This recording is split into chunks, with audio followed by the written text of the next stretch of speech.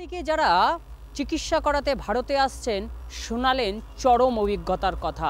তারা বললেন ভারত সরকার অবিলম্বে সেখানকার হিন্দুত্ববাদীদের থাকার জায়গা ব্যবস্থা করুক, হিন্দুরা খুব কষ্টে রয়েছে।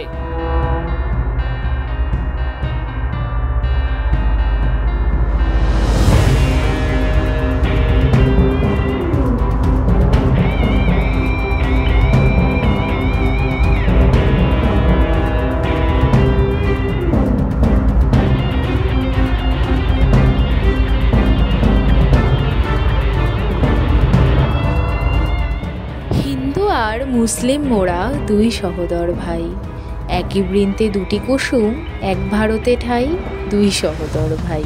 সৃষ্টি যার মুসলিম রে ভাই, হিন্দু সৃষ্টি তারি, মোরা বিবাদ করে খোদার উপর, করি যে খোদকারি।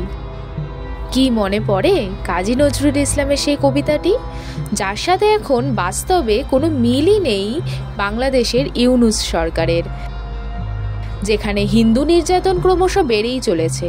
গেরুয়া বসন পরা দেখলে, কপালে তিলক পরা দেখলেই সোজা নিয়ে যাওয়া হচ্ছে থানায়। হিন্দু নির্যাতন, ভারতের জাতীয় পতাকার অবমাননা ঘিরে তিক্ত হয়েছে ভারত বাংলাদেশ সম্পর্ক। বাংলাদেশের সংখ্যালঘুদের ওপর অত্যাচার ক্রমশ বেড়েই চলেছে, সঙ্গে বাড়ছে ভারত বিদ্বেষী বক্তব্য। বিদ্বেষ দেখাতে গিয়ে কখনো ভারতীয় শাড়ি পুড়িয়ে দেওয়া হচ্ছে, আবার কখনো রাজস্থানে জয়পুরের বেড কভারও পুড়িয়ে দেওয়ার মতো চিত্র দেখা গেছে। বাংলাদেশি জেহাদি ইউনূস সরকারের দেশেই টুপি দাড়িওয়ালা জেহাদি মৌলবাদীরা বলছে ভারতের কালো হাত ভেঙে গুড়িয়ে দেবে। কি বলছেন শুনুন। ভারত আমাদের সাথে যুদ্ধ কোনোদিন করবে না, যদি যুদ্ধ করার দুঃসাহস দেখায় তাহলে ভারতের কালো হাতকে ভেঙে দেব। যখন একের পর এক বিস্ফোরক মন্তব্য বাংলাদেশি জেহাদি ইউনূস সরকার মৌলবাদীদের, তখন ভারতী ভাষা চিকিৎসার জন্য তার দেশেরই নাগরিক তাদের কথায় তোয়াক্কা না করে ভারতেই চিকিৎসা করিয়ে বললেন চিকিৎসার সেরা ভারত। আমরা এসেছি বাংলাদেশ থেকে, সাতক্ষীরা থেকে। এখানে চিকিৎসা করায় আত্মীয়র বাসা আছে, ওইখানে থাকি। এটা আমি বলতে পারবো না, কেন আমি গ্রামে থাকি, তো আমার মতোই আমি করে থাকি। দাম তো প্রচুর, তা মোটামুটি আছে। ঢাকাতেই বেটার ছিল, তিনি থাকাতে একটু একটা সরকার দীর্ঘদিন থাকলে ভালো খারাপ দুইটাই হয়, তো একটু ভুল ত্রুটি থাকতেই পারে। সেটার জন্য এত বড় ছাপারটা এটা মেনে নিতে পারে না, সেটা মানুষ এখন ফিল করতেছে। মানে এগেইন তাকে পুনরায় দেখতে যাচ্ছে, এমন কিছু মানুষ হয়তো উল্টাপাল্টা বলতেছে, হ্যাঁ এভাবেই, কিন্তু ওরকম না।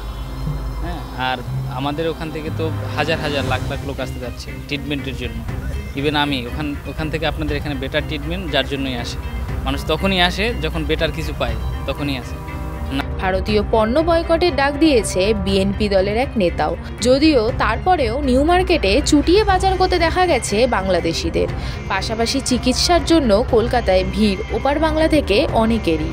বাংলাদেশের রাজনৈতিক নেতারা যখন ভারতের বিরুদ্ধে বিষ উদ্গার করছে, তখন চিকিৎসার জন্য বাংলাদেশের নাগরিকরা কিন্তু ভরসা করছে কলকাতার হাসপাতালগুলোতেই। বাংলাদেশের একটি সংবাদ মাধ্যমের মুখোমুখি হয়ে বিএনপি সিনিয়র যুগ্ম মহাসচিব রাহুল কবির রিজভী বলেন, ভারতে না গেলে কি বাংলাদেশের মানুষ চিকিৎসা পাবে না, ওষুধ পাবে না তারা? তার কথায় কোনো গুরুত্বই দিল না তারই দেশের নাগরিক নারায়ণগঞ্জের বাসিন্দা আব্দুল জব্বার, কারণ এই ভারতের মাটিতেই এসে সুস্থ হয়েছেন তার মা কিডনি চিকিৎসায়। কি বললেন তিনি শুনুন। মূলত চিকিৎসাটা ভালো, এর জন্য মেডিসিনটা ভালো পাওয়া যায়। বর্ষা তো বলতে গেলে যেহেতু বর্ষা করে দিয়ে এখানে আসছি, ইন্ডিয়া দিয়ে আসছি, যে আমার বাংলাদেশ থেকে ভালো মনে করছি, এই জন্য এখানে আসছি। 3 মাস বা 6 মাস পরে আসছি চেক আপ করানোর জন্য।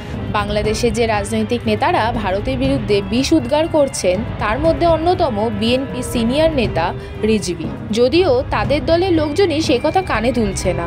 রিজভী ভারতীয় পণ্য বর্জনের ডাক দিলেও কলকাতায় কিন্তু ছুটিয়ে কেনাকাটি করতে দেখা গেছে বাংলাদেশের নাগরিকদের। রিজভী বাংলাদেশের চিকিৎসা ব্যবস্থারও ভূয়সী প্রশংসা করলেও সেখানেও কর্ণপাত করতে দেখা গেল না বাংলাদেশি নাগরিকদের।